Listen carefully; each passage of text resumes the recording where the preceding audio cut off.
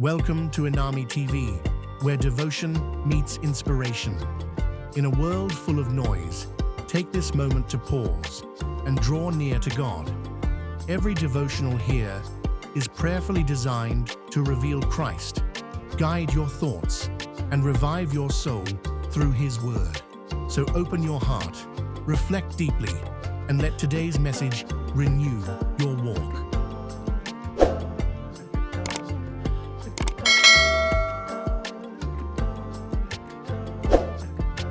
This is a story where character is tested. In a world where shortcuts replace integrity and success silences morals, one man dares to stand alone. As evening cloaks a corporate jungle in shadows, our story begins not with applause, but with a whisper, a decision that will echo far beyond the boardroom. Meet Michael, a diligent professional, admired by many, overlooked by some. He joined the company to uplift it only to discover hidden corners littered with compromise. Tonight, he'll face a choice no training manual warned him about: follow the tide or swim upstream. In the next moment, an opportunity will arrive via an innocuous report meeting, a file to sign. But beneath the surface, something moves, power that demands bending. And as Michael lifts his pen, he grits his soul. Will he sign with silence or stand with strength? Across the hall, Mr. Desmond watches sharp, eyed, confident. His empire is built on control, compromise, and polished deception. A single no from Michael could shatter reputations. And yet, something in the air hums with change. In the shadows of ambition, Michael meets a crossroads. A promotion is dangled bright, tempting, but laced with moral decay. One signature could finance dreams, but at what price? Because some checks cash a lie instead of a future. And now, it begins. The door closes. Papers rustle. Breath catches. The weight of truth presses upon him. In that heartbeat, time slows and the ripples begin. Because the courage to say no is the beginning of every lasting legacy. This is episode 1. The first number witnessed Michael stand. Watch as opposition stirs. What began with a single choice will test the soul of an empire. Join us now as silence becomes a battlefield and character is truly tested. Ah, Michael. Come in. Please, have a seat. You've become something of a quiet legend around here, you know? People talk. They say that young man never arrives late, never complains, never misses a detail. And I've noticed it too. For months now, I've watched you, quietly, but deliberately. You have discipline in your bones. You carry yourself like someone who's going somewhere, and I admire that. Honestly, it's rare. Very rare. Especially among your generation. Most want shortcuts. But you play the long game. And I respect that. Deeply. Thank you, sir. That means a lot coming from you. I believe the way a man handles small things tells you everything about how he'll handle greater things. I didn't grow up with much, sir. But my parents taught me something that stuck: let your name go farther than your shadow. That means doing the right thing even when no one is clapping. I don't need applause. I just want to be dependable, honest, and clear in conscience. And that, my dear Michael, is exactly why you're the one I called in. Look, tomorrow, the board will meet. And the quarterly numbers? Let's just say they're not exactly flattering. We could present them as they are. Be noble. Be honest. And then what? Watch funding dry up? Lose credibility with our partners? Let competitors swallow us whole? Or we could do a little adjusting. Nothing major. Just a few digits here and there. Shift a column. Pad the margin. You understand what I'm saying, right? I want to believe I misunderstood you, sir. Are you asking me to change the figures? Alter the report? Change is such a loud word. Let's call it reframing. Strategic reframing. Listen, Michael. I'm not offering this to just anyone. I'm offering this to you. Because I see potential. Because I know you have what it takes to play on the big stage. You do this for me, for us, and your days of sitting in that stiff assistant chair are over. You'll have your own office. With a view. A corporate card. More zeros on your payslip than your old school ever taught you to count. And trust me, nobody will ask questions. Nobody ever does, sir. My father used to say, if you use lies to build your house, don't be surprised when truth comes in like a flood. I came here to serve, not to sell out. Numbers may lie on paper, but when you stare at yourself in the mirror, your soul knows what's real. And if I ever choose ambition over integrity, then I'll be rich in shame and bankrupt in peace. Michael. The world is not a church. It's a jungle. And jungles don't reward honesty, they devour it. The men you see in the news, successful, powerful, they didn't get there by saying no to opportunity. They bent the rules, played smart, and claimed the crown. That's how the game is played. And if you want to win, you don't cry about the rules, you learn to break them beautifully. Sir? If the only way to win the game is to lose my soul, then I'd rather stay on the bench. I have dreams, yes. But not dreams built on dust. I want to arrive at my destination with clean hands, even if my shoes are worn. And sir, I believe that when a man compromises once, it becomes easier the next time, until compromise becomes his identity. I refuse to walk that path. I choose integrity. Even if it costs me. So. That's it? You're throwing away everything? For what? A clear conscience? Clear conscience doesn't pay rent, Michael. Integrity doesn't feed a family. Look around you, this is how the world works. This is the only way up. You'll regret this. Maybe I will. Maybe not. But I'd rather sleep in a small room with peace than in a palace built on pretense. And let me leave you with a proverb my grandmother used to say, the robe of lies may shine in the sun, but it will burn in the fire. Thank you for the offer, sir. But I decline.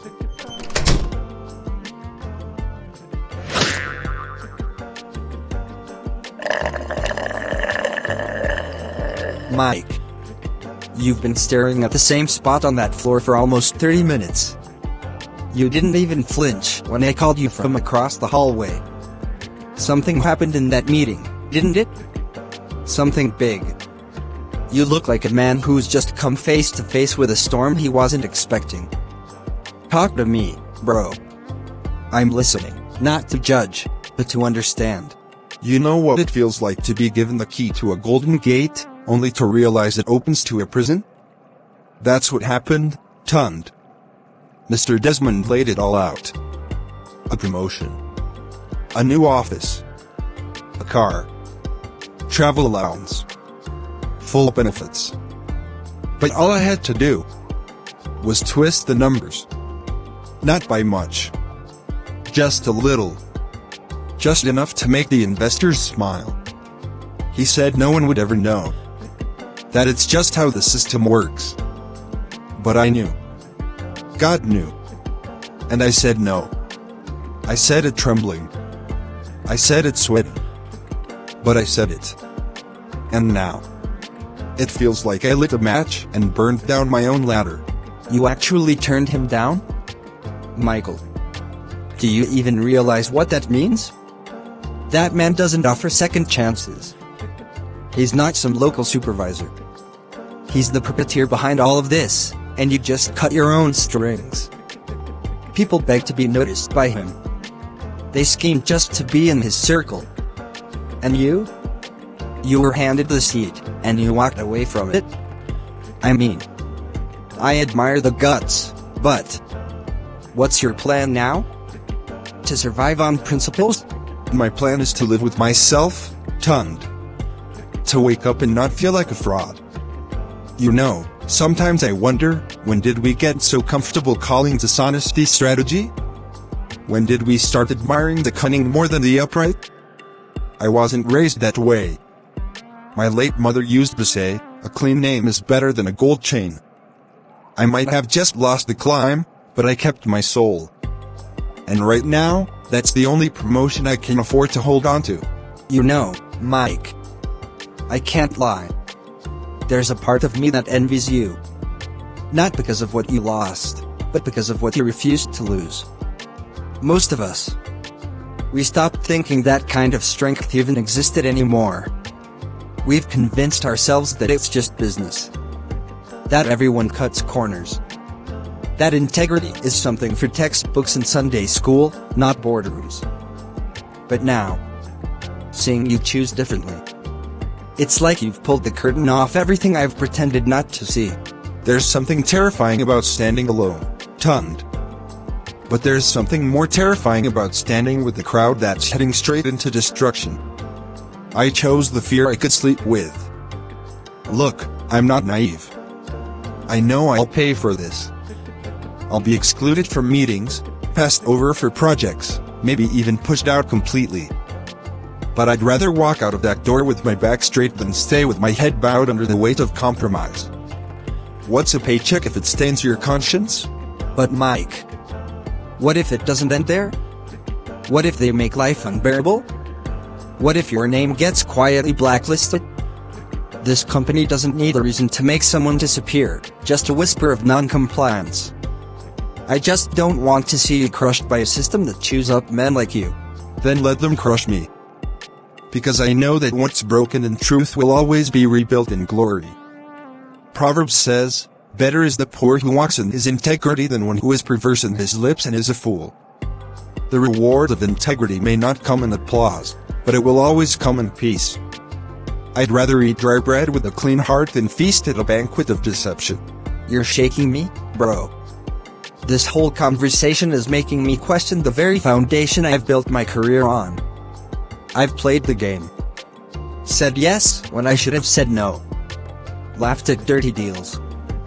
Justified the mess by calling it ambition. But watching you today, hearing you now, it's like a mirror was placed in front of me, and I'm not sure I like what I see. That's where it starts, brother. Not by being perfect, but by choosing differently. The next time the test comes, integrity isn't something you claim, it's something you prove. And the proof usually costs. But what you gain is worth more than status or security. You gain yourself. Then maybe it's time I start counting the real cost. Not of what I could lose out there, but what I'm already losing inside. You've taught me something today, Mike. And I won't forget it. Then let's be different. Let's be the ones who choose truth, even if our footsteps echo alone. Because in the end, a clean name is worth more than all the gold this world can offer.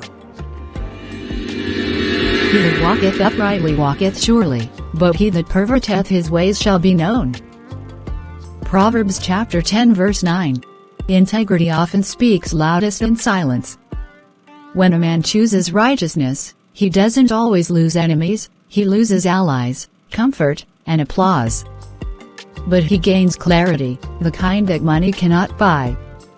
Michael walks through the shadows of rejection, not because he fell, but because he stood. So this is the reward? Not dismissal, not confrontation, but quiet erasure. No announcements. No meetings. Just silence. They don't have to fire you when they can fade you out. They stop copying you on emails. They shift your seat to the coldest corner. Suddenly, the projects you once led move to someone more compliant. It hurts. Not because I wanted power, but because I once believed integrity would earn respect.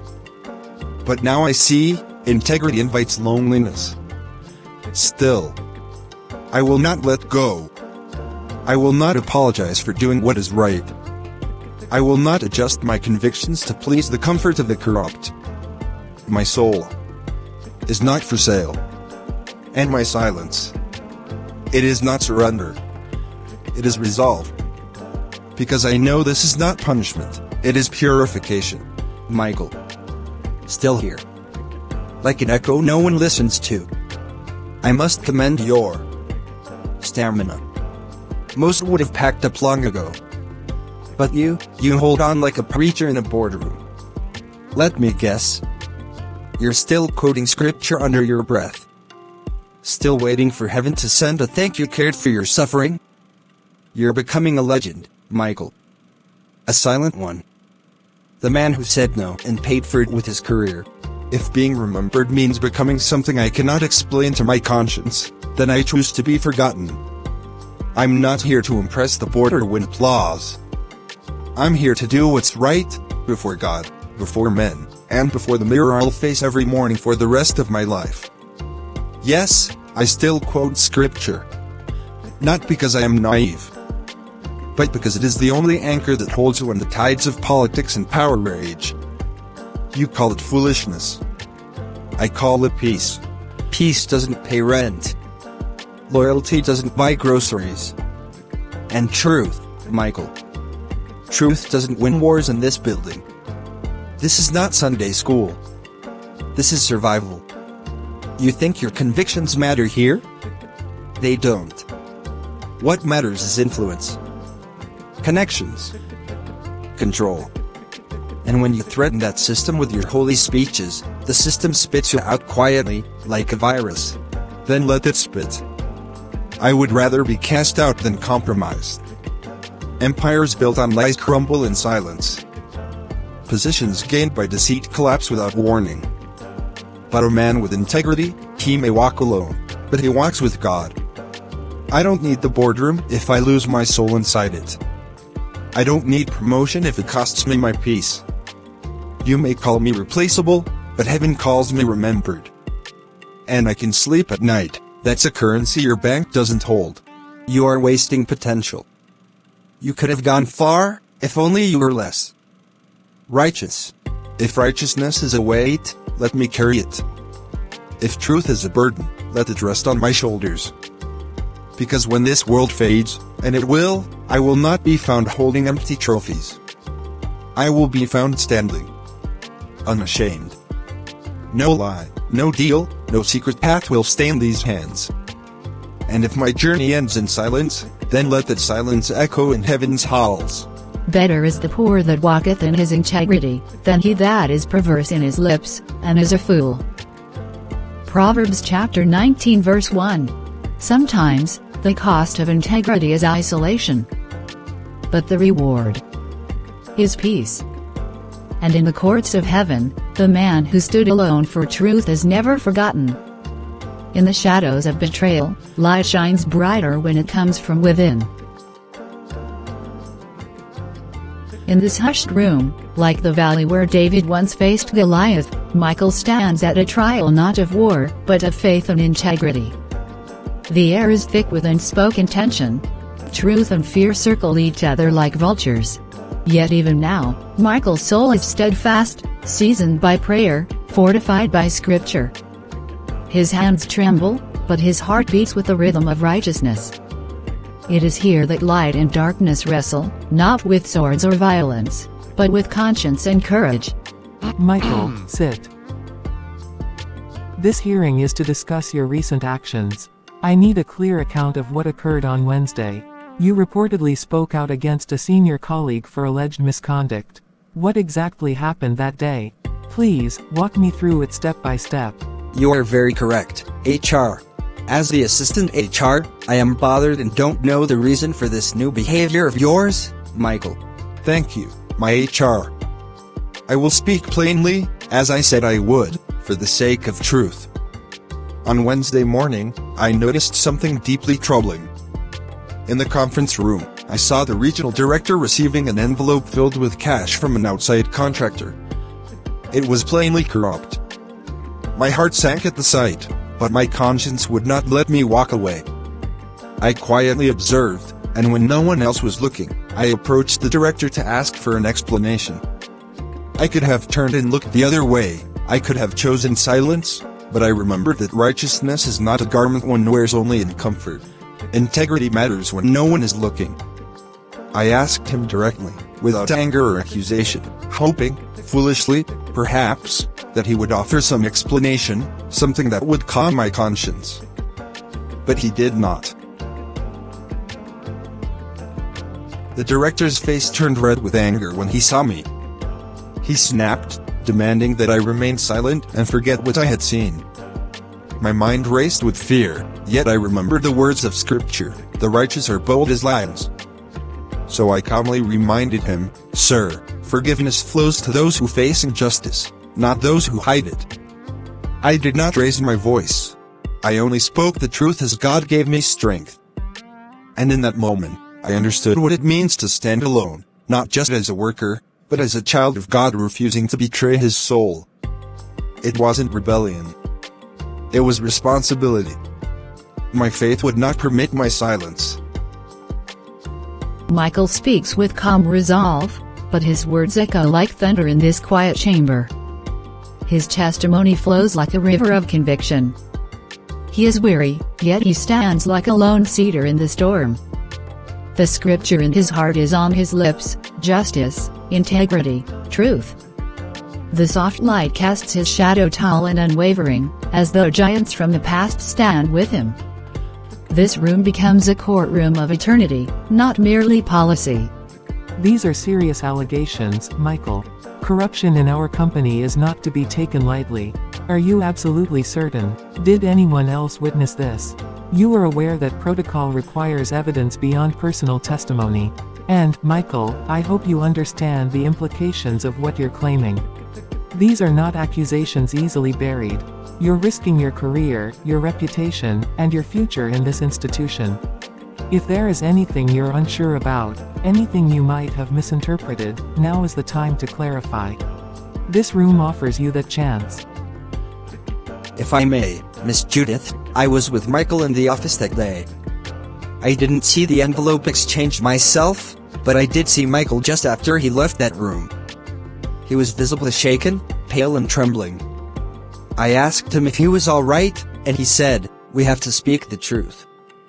I know Michael, Miss Judith. He is a man of God and a man of integrity. I do not doubt his word. He's been like a pillar here, consistent, calm, trustworthy. I've never once seen him speak from emotion without grounding it in principle. Even his silence, when others gossiped or cut corners, spoke volumes. He has always carried a quiet righteousness that made others uncomfortable in the best way. So, yes, I stand by his word, not out of sentiment, but because he's never given me a reason to doubt it. Mr. Kelvin, this is a formal inquiry. I need facts, not sentiments. Did Michael at any point intimidate or threaten the regional director? Under our guidelines, questioning a senior manager without authorization can be considered insubordination. We need to be clear on where we stand. It's not just what was said but how it was said. Tone, intention, implication, all of it matters in a case of this weight. Insubordination? Miss Judith, I follow a higher authority. My pledge is to truth and to God, not to corrupt practices. I did not threaten or coerce the director at all. I simply asked for an explanation.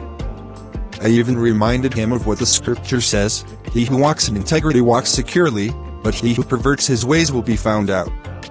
I spoke softly, never raising my voice. My words carried the weight of honesty, not defiance. I was not there to shame or expose but to seek clarity, and, if I may say, redemption. But instead, I was met with hostility, as though my very presence threatened a kingdom built on secrets. I will not apologize for standing for what is right, especially not when silence would make me complicit. When the director demanded that I be silent, I reminded him of an old truth, that the truth is like a fire that cannot be hidden. I told him, God sees all, and when he reveals the truth, every knee must bow to it. All I have done is speak the truth, as surely as if I stood before God himself. I would rather lose my job than lose my soul. I would rather face discipline here than stand before the Lord one day and hear him ask why I stayed silent while injustice festered. My soul answers to heaven before it answers to this boardroom. Michael's words fill the room like incense. He is tired, the lines around his eyes run deep, but his spirit is calm and unwavering, as though giants from the past stand with him. This is difficult to process, Michael. We have no official report or evidence beyond your word and Mr. Kelvin's testimony. You are a respected employee here, why provoke conflict with your superiors? Because silence in the face of evil is its accomplice. Miss Judith, I could not betray the trust that God placed in me. My grandmother often reminded me of Joseph, who refused to sin against Potiphar's wife, because he knew God was with him. I feel a duty to God and to every honest worker here. Even if no human intervenes, I believe God's justice will prevail. I didn't provoke conflict, I answered conscience. I didn't pick a fight, I stood on truth. And if that shakes the pillars of this place, perhaps they need shaking. Perhaps what we call peace is only a cover for decay. He means every word he says. Michael doesn't speak recklessly. If truth is endangered in this place, he believes it must be spoken. I trust that the Lord stands with him in this. And I believe, deep down, even those who fear his words feel that same burning conviction. He speaks for those too afraid to. Michael's voice is humble yet unwavering. His words ring with convictions as old as David's harp. The tension is palpable, the stakes are heavy like stones on ancient scales. Michael stands serene, seeing the walls around him as if they were Jerusalem's stones, built to stand firm even under siege. Michael, you understand that making these allegations is very serious. We are obligated to investigate. For the duration of this inquiry, company policy requires that you refrain from discussing these claims with other employees or the media. We could find a way to resolve this quietly. Perhaps you could apologize to the director, and we could move on without further action. If you insist on pursuing this, it will become a very difficult situation for you here. There are ways to protect your future, Michael, but this path you're choosing, it may leave you exposed, without support. Miss Judith, I respect your position and the burden you bear in trying to be fair. But I cannot apologize for telling the truth, not to a man who fears it, nor to the Lord. I have already prayed about this. My heart is at peace, even if my body grows weary. This is simply a man trying to do what is right. Even if I am punished, I will walk out of here free. Because the chains that bind the soul are made of lies, and I have broken them today. If this earthly boss demands I repeat a lie, then let him become like those who build Jerusalem with blood, their houses filled with sorrow. I would rather face the consequences now than store up regret forever. The truth will endure long after fear and lies are forgotten.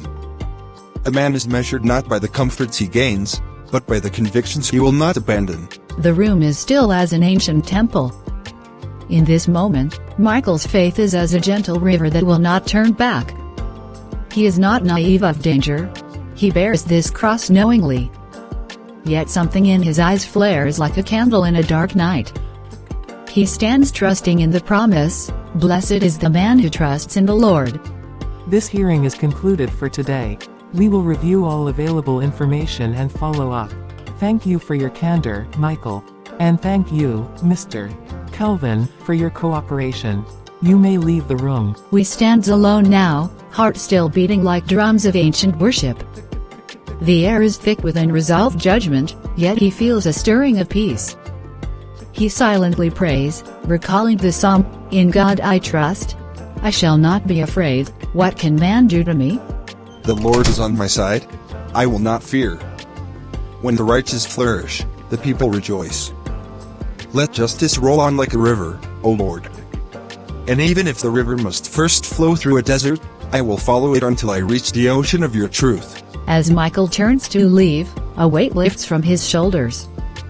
The trial before man is not over, but before God he has already found approval. The sky beyond the blinds shows a patch of gold as the day wants. In that light, Michael's silhouette is both gentle and strong, like David standing before Goliath long ago. He steps forward in faith, trusting that in time, the truth will set all things free. What happens next? He that justifieth the wicked, and he that condemneth the just, even they both are abomination to the Lord. Sometimes justice enters the ring not with fury, but with questions. Calm questions. But make no mistake, truth sharpens her blade long before the judgment comes. When the light of scrutiny shines, even those clothed in prestige cannot hide the stains beneath. What we call professionalism may be a costume. Today, Judith strips it all down to fact. Thank you for coming, Mr. Desmond. This won't take long, unless it has to. I want this to be straightforward, but that depends on your answers. I'd like to record this discussion for documentation purposes. This is not about suspicions anymore, this is about truth. Are you comfortable with that? I need to hear your voice on this, clearly and completely. Of course, Judith. Transparency is a pillar we both cherish, isn't it? That's what makes us different from other institutions. But I must say, I do find this a little surprising. Though I must admit, I was surprised to receive a summons. I thought HR and management shared perfect understanding. I've always believed we were on the same page, balancing company image, performance, and internal peace. Isn't that our unspoken covenant? Understanding isn't the goal, Mr. Desmond. Truth is. And truth, as you know, sometimes hides behind friendly arrangements. We must remember our duty is not to each other but to the integrity of this organization. There are serious allegations involving Project Phoenix.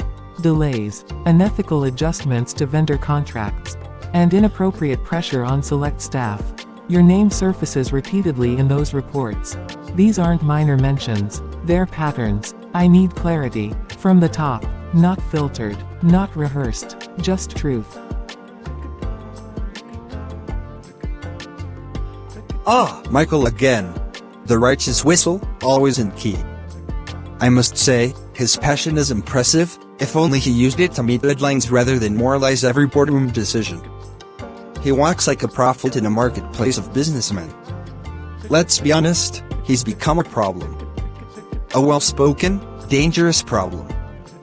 He sows seeds of doubt among teams, questions leadership before subordinates, and masks insubordination with moral flair. What he's doing isn't courage. It's disruption, elegantly dressed.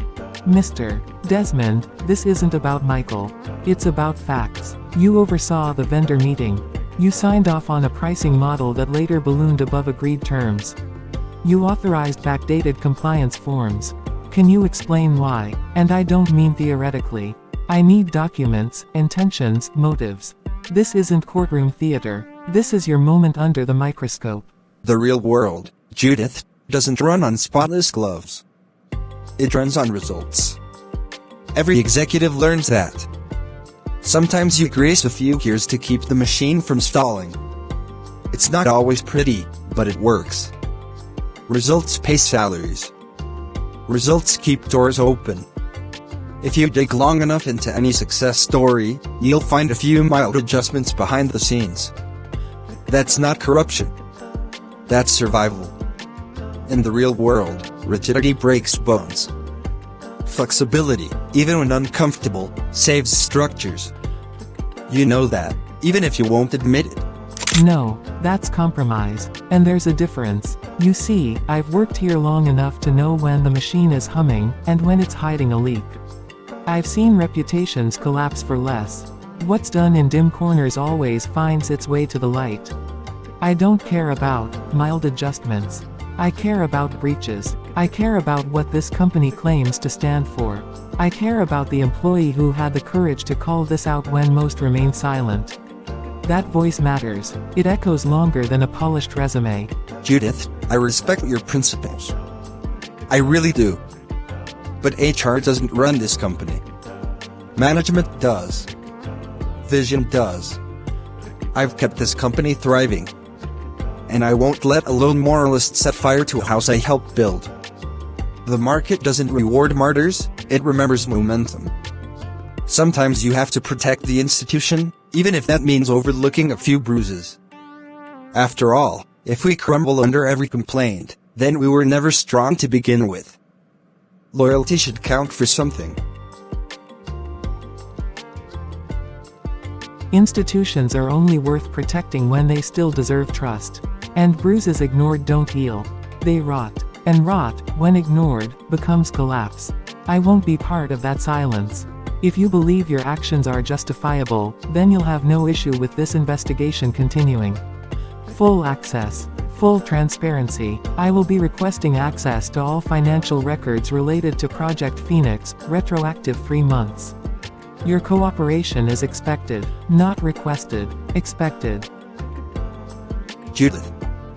You're picking a battle you can't control. You might think this is about ethics, but it's about power. And people like Michael. They make noise, but they don't survive long in the real game. They fizzle out, outnumbered and outmaneuvered. Don't let his illusion of moral strength blind you to the cost of defiance. You aren't meant to protect. You have a seat at the table. Don't trade that for a sword that can't protect you when the real knives come out. Then let the cost come. I protect truth, not egos. This department does not exist to sanitize corruption. It exists to hold it accountable. Whether it comes dressed in a janitor's uniform or a manager's suit. Whether the voice is loud or lone, if it speaks the truth, I will listen. I will act. The eyes of the Lord are in every place, beholding the evil and the good. Some think justice sleeps in offices like this. But when even one soul dares to speak up, the gavel is already moving. Sometimes, it takes just one person willing to question power, to shake the whole system. The difference between delay and decay is the silence of the good. Justice does not always roar. Sometimes, it whispers through files. And falls like thunder later. In this room, one woman has chosen to listen. And heaven has taken note. For when character is tested, and integrity stands, even the earth trembles in silent awe. This is day 27 of the inquiry into Project Phoenix. At first, this was just another corporate routine, an internal review sparked by compliance reports. But as I dig deeper, the shadows grow thicker. What was supposed to be a routine audit has unearthed something more sinister, an intentional effort to silence integrity and elevate manipulation. Patterns of obstruction, buried emails, misdirected blame. It's no longer rumor, it's evidence. And in the middle of it all is Michael. Not loud, not defensive, just consistent, like a quiet lighthouse in a violent storm. Every accusation against him collapses under scrutiny. Every delay he was blamed for was actually him resisting what shouldn't have been approved in the first place. I've reviewed the files 3 times. I've spoken to 3 department heads. And my conclusion is no longer tentative, it's moral. Michael's character isn't what threatens this company, it's what might one day save it. But only if we have the courage to listen. Come in. You asked to see me, Miss Judith? Please sit. Yes, thank you for coming. I know these weeks haven't been easy, not for you, not for your reputation, not for your peace of mind. And yet, through it all, you've held your ground. I've been watching, Michael. Reading between the lines, listening between the words. You have carried yourself not as a victim, nor as a rebel, but as a man who knows that truth doesn't always come with applause. And I want you to know, I see it now. I see it clearly. This company may pride itself on innovation, efficiency, and prestige, but what good is a shining building built on silence and compromise? You've been isolated, yes. Pushed aside, even punished. But not for incompetence, for conviction. Thank you, ma'am. But the truth is, I never stood for recognition. I stood because my soul would not sit comfortably in a room that stank of moral decay. It wasn't about winning or defying authority. It was about not betraying the voice within me that kept saying, "This is wrong." I stayed up many nights wondering if I had gone too far, wondering if my silence would have been easier. But the one thing I could never bear was pretending. Pretending that a lie is harmless. Pretending that silence isn't approval. Pretending that personal gain is worth more than collective truth. I couldn't do it. If that costs me promotions, colleagues, or comfort, so be it. I would rather be dismissed with honor than celebrated in shame. Michael, I've been in this industry for 17 years. I've signed policies, managed crises, and conducted hundreds of investigations. But what I'm facing now is different. It's not just a breach of conduct, it's a betrayal of values. And what haunts me is not just what others have done, it's what I allowed by staying silent. I let the whispers of corruption pass by me like harmless noise. I let the flags wave red while I kept checking for green lights. But your case, your resistance, your stillness, it woke something up in me. Something I forgot. That hour isn't just about protecting the company. It's about protecting the soul of the people in it. And if I don't stand for what's right now, then I'll be no better than those who plotted behind your back. Then maybe this was never about just me. Maybe I was just the stone in the shoe. The question isn't whether you let it pass before, but whether you'll let it pass again. Every company reaches a moment when the truth stands knocking. Most shut the blinds. But if even one person opens the door, everything changes. And Miss Judith, I believe you are that person. If you reopen the case, it won't just be paperwork, it will be history. A moment where a system born in compromise finally met someone who said, no more. I can't promise it will be easy, but I can promise this, it will be right.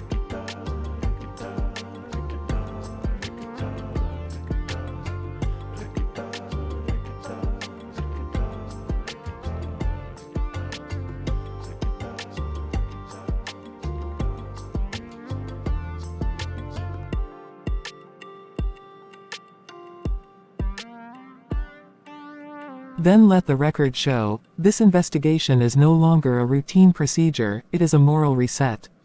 I'm reopening the case. I will question every signature, revisit every meeting, and confront every leader involved. If I lose my seat for doing what is right, then I lose nothing. But if I stay silent now, I lose myself. Michael, thank you, not just for your patience, but for your courage. You reminded me what this job should have always been about. Protecting what is good, not just what is legal. You may have just changed the course of more than an investigation. You may have restored something this company forgot it ever had, its conscience. Then let's clean this house. Together. Sometimes, the real turnaround doesn't come when evil is defeated, but when good people finally decide to stop letting it pass by. For when character is tested, it often awakens character in others. The heart of the wicked devises wickedness, he imagines mischief upon his bed. He sets himself in a way that is not good. Psalm 36 stanza 4. There are nights when a man does not sleep, not because of guilt, but because of threat. Threat not from bullets, nor blades, but from truth. Mr. Desmond feels the footsteps of exposure growing louder in the hallway of his pride. And so tonight, the mind does not rest. It manufactures war. I thought I had everything perfectly choreographed, every signature, every silence, every shadow loyal to me. I built this fortress brick by brick, lie by lie, policy by polished deception. But now I feel the walls breathing. Judith, she's not just doing her job. She's digging. She's peeling back layers like a surgeon trying to find cancer. And Michael, that boy didn't just disobey, he exposed. His words were like arrows dipped in fire, and he shot them straight at the mask I wear. Judith sees it now. I saw it in her eyes, not suspicion, no. Conviction. She's not asking questions to protect the company. She's hunting for the truth, regardless of who bleeds for it. And if she keeps going, Felix. If she keeps unwrapping this gift of truth Michael handed her, I won't survive the next board meeting. She'll walk in with a lantern and burn down years of careful darkness. No. No. I won't let that happen. Not now. Not when I'm this close to cementing power. Truth has never stopped me before. And it won't begin now. Then don't wait to defend, Desmond. Strike first. Dismantle her image before she can construct her case. You know how this works. It's not truth that wins in quarters of influence, it's narrative. We don't disprove her, we discredit her. Twist her diligence into obsession. Turn her investigation into insubordination. Make her questions look like accusations. You built the ladder, now make sure she can't climb it without breaking every rung. We've done this before. Remember how we buried Elvis in audit? How we turned Anita's whistleblowing into a mental health concern? This is no different. We don't confront the light, we smear dirt on the window so no one sees it. Yes. Yes, Felix. That's why I keep you close. You understand war. I don't need to be innocent, I just need to be the one holding the pen that writes the company's story. Let the board think Judith's loyalty is fractured. Let them see her as someone too emotionally invested, too sympathetic to Michael, too unpredictable to be safe. I want everything. Every email she sent past midnight. Every report she paused. I want to know when she breathed, who she CC'd, and if she blinked too long during that last meeting. Get IT to find something. Make it look suspicious, even if it's clean. Confusion is just as effective as proof. And Michael? Let's paint him as the puppet, make it look like she's the hand pulling the strings. Sits back, voice quiet now, we will drown their truth in our flood of narrative. And by the time anyone figures out the water is poison, we'll already be dry. It will be done. A whisper campaign. Small leaks to the red ears. We'll start with policy concerns, escalate to potential misconduct. Soon, they won't even remember what her investigation was about, they'll just remember the drama surrounding her methods. She'll either resign or be reassigned to a box with no key. And Michael, let him speak. The more he talks, the more we twist his truth into tantrums. We won't just silence him, we'll make him sound foolish. Good. That's what I want. Let them shout. Let them march with integrity, we'll put roadblocks in front of every step. I've lived too long in this tower to be cast out by a crusader with a clipboard. If righteousness must fall, let it fall under policy. And if they try to rise again, we bury them in process. The proud have digged pits for me, which are not after thy law. Psalm 119 stanza 85. And so the net is cast, the room cleared, the plan whispered beneath the throne. But he who sets the snare forgets, the ground shakes for no man's schemes. For the lies may wear a suit and sit in air-conditioned offices, the wind of heaven still blows and exposes. In the coming episodes, secrets will unravel, power will tremble, and every hidden lie will face the fire of consequence. One question will echo louder than ever. Who will still stand when the cost of character is everything? So, if you've ever wrestled with doing the right thing in a world that rewards the wrong, if you've ever been that lone voice in a sea of silence, then this story was written with you in mind. Don't miss what's coming. Share this video with someone who still believes in doing what's right. Hit subscribe so you never miss the fire of truth.